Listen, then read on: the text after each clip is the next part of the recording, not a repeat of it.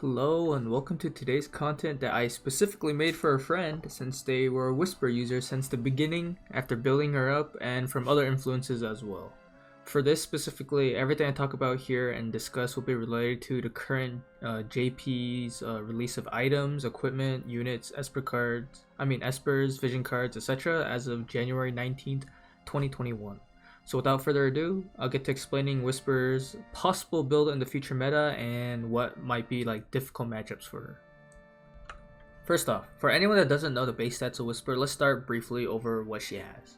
So for her attack type resistances, she has 30% for all of them, which is extremely good in general in terms of effective HP. However, I do have to note that this means that she's extremely weak to typeless attacks and light elemental damage. Moving on to statuses, Whisper has good resistances such as like 50% stop resistance and disable resistance, which is very good. But she does have a worrying -5% slow resistance, which she may or may not have trouble with if she were to get slowed by like Kane or something. Kane or anyone else that has a slow, pretty much. So for her defense and spirit, she hangs at 6 defense and 8 spirit, which is not too bad at all, especially if she can stack that up.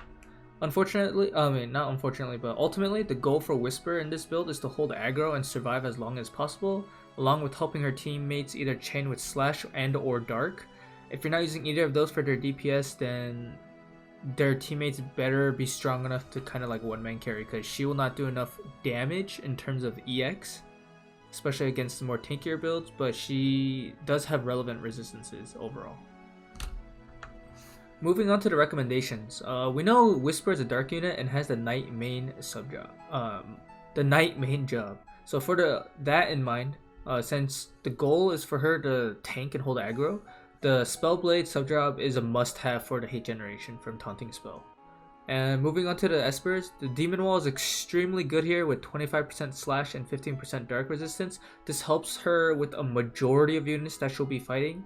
And unfortunately, this also using Demon Wall also means that she'll have a little bit of negative light resistance, which comes out to be -2 even if you if you got the slash resistance and the dark resistance, then the last remaining panel you can get for light resistance is like I think only +3, so instead of -5 it goes to -2. In terms of TMR, honestly, it was hard to decide what could be good for her, but overall, I believe that her own TMR is actually good because of the 5% to all attack type resistances, outside of the typeless and the single target and AoE, but I'll get to covering those very soon.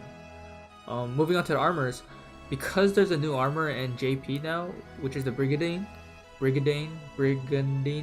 I am not sure how I say it, but when you get the shield type of that version, it provides 610 HP, 20 defense, and most importantly, 10% AoE resistance. This is very important because being able to get AoE or single target resistance is very good because it's hard to find the units that can specifically get rid of that resistance.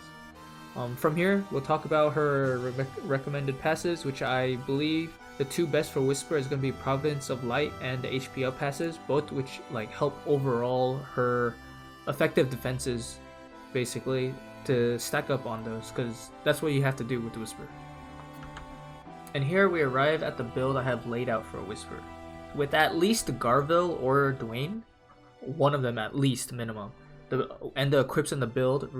Whisper reaches about 4,415 HP, which is a bit low in terms of EX units, unfortunately. This is because she doesn't have her EX like yet, as well as her base HP being low. Regardless though, with the Brigandine and the near trial item that came out with it, her own TMR as well, she's able to reach 28 defense, 18 spirit, 8% single target resistance, and 10% AoE resistance, which is not bad overall before we talk about anything else. So with the Demon Wall Esper and Omega personal vision card, and in the party if they are specifically holding Diabolos and Demon Wall, Whisper is able to reach 35% dark resistance and 20% light resistance.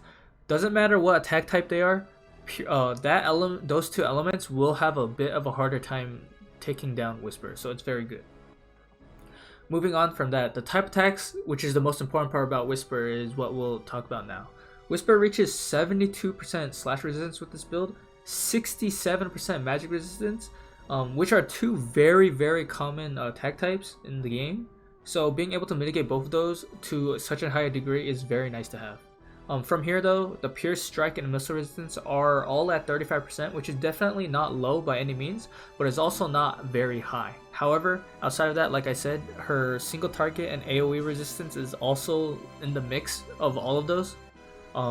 So it's something to consider, like how strong her defenses could be. So the goal for this build though, as I said earlier, is for Whisper to keep up hate and survive long enough for her team to clean up, either by outlasting them or surviving long enough so that her team can clean up. So this means you can go one of two builds.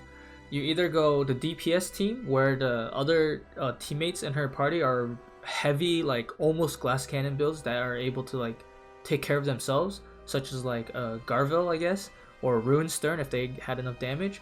You could also go other DPSs, kind of like Titus or maybe even 2B, because they have their own kit basically that make them strong enough for that in general. For support, however, because maybe the enemy team cannot kill Whisper fast enough, but they do decent damage to her.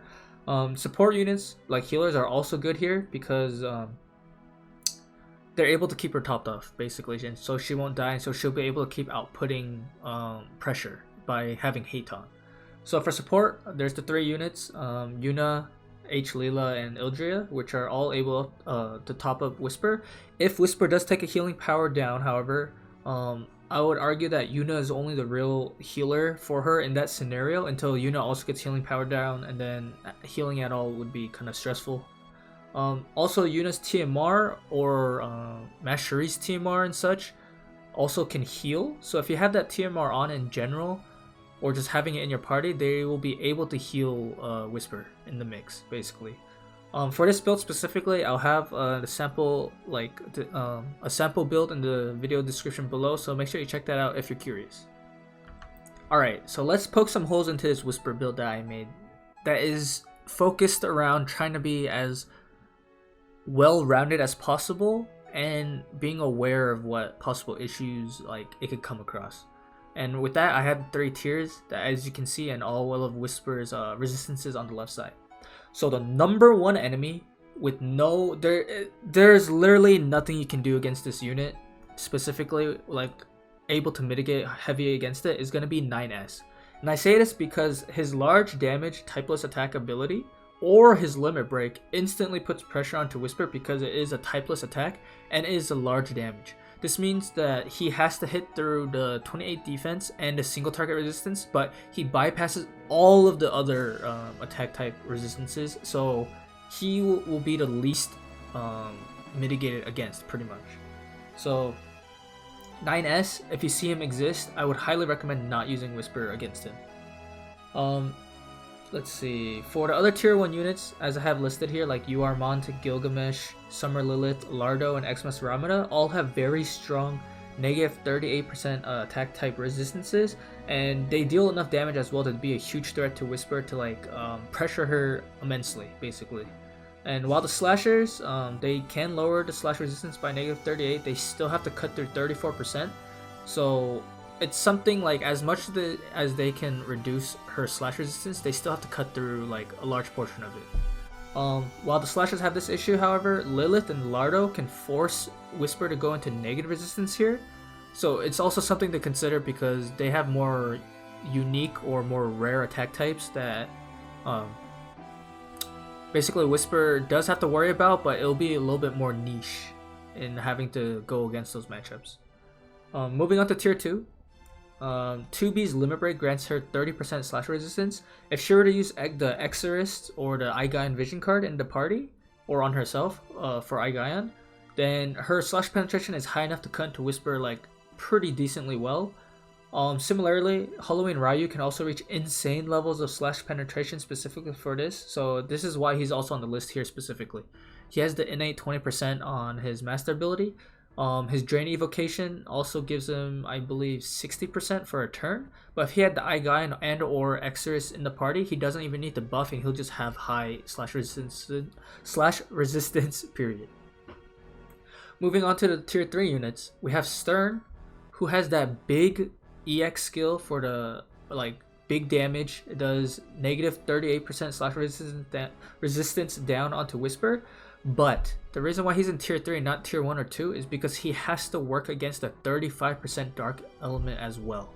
This means regardless if he lowers the slash resistance to 0%, he still has to deal with the defense, the single target or AoE resistance, and then the dark resistance as well. And because the dark resistance is at 35%, anything added onto that will just make it significantly hard for like Stern to do any type of amazing damage onto Whisper. Like even, I would argue like even decent damage would be hard for Stern in this scenario. So Kilfi is here because her limit break can lower magic resistance. I will say it won't really be enough against Whisper because 67% is a lot to like break through, as well as Kilfi not having any type of spirit resistance, and her LB is also single target, so it also gets further reduced by 8%. It still will do, I would argue, much more than Stern. However, it's still not going to be enough because her magic resistance is just so high as it is. Olid is here because he has his possible 50% defense penetration on his ability, and Eileen is also here for the premier like Drain Force user that has an EX and has the most HP out of the Drain Force users.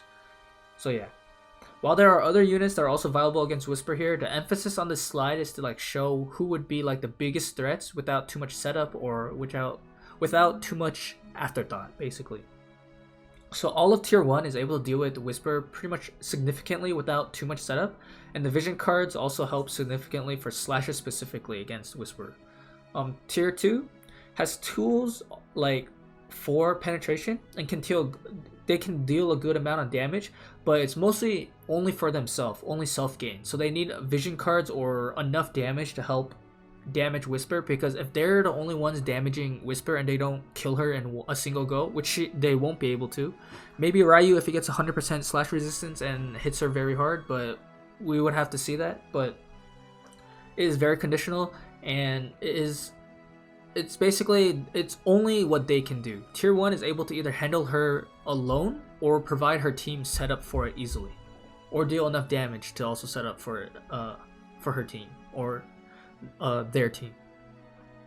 Tier 3, however, as I said before, they have quirks against Whisper that work really well, but due to the nature of their abilities and damage potential, arguably only Olid maybe would be the most relevant for his huge damage and pierce resistance, and or Cheese HP Drain Force Eileen build to deal like good damage to Whisper with each Drain Force. Maybe even she can probably two-shot her with Drain Force. However, as I stated before, it's not only conditional that they have to have a build for it, they also have to do it with like their own personal damage. They don't provide any of it to their team pretty much, and there's no basically there's no flexibility for them if they were to build that way if they're fighting against Whisper specifically, and they have to use that intended cheese to bring down Whisper, specifically talking about Eileen's Drain Force.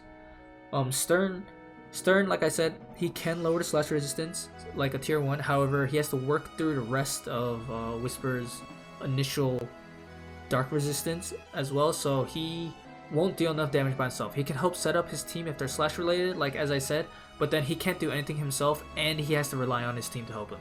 Kilfi, same thing.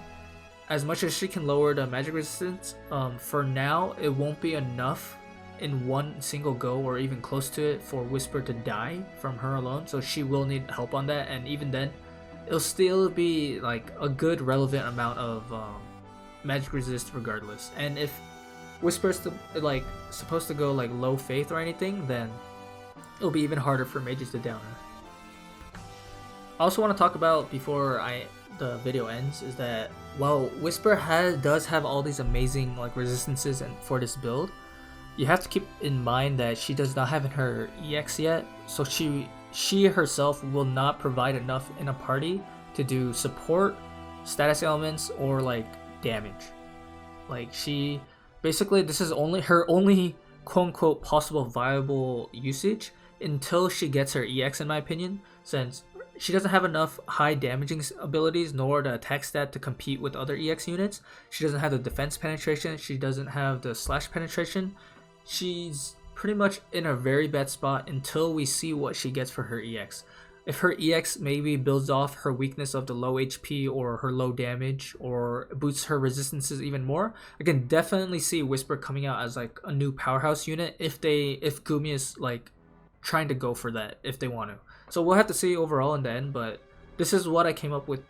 Maybe one of the most effective builds in general overall that you can use with Whisper, because as we know, she can hit 100% slash resistance if you want, but if everything else is like taking a dip there, then there's no real point. You know what I mean? Like, since the meta now in JP kind of expanded on attack types, like with 2B, she has 3 different attack types if she wanted, and they're all relevant damage. It's very good.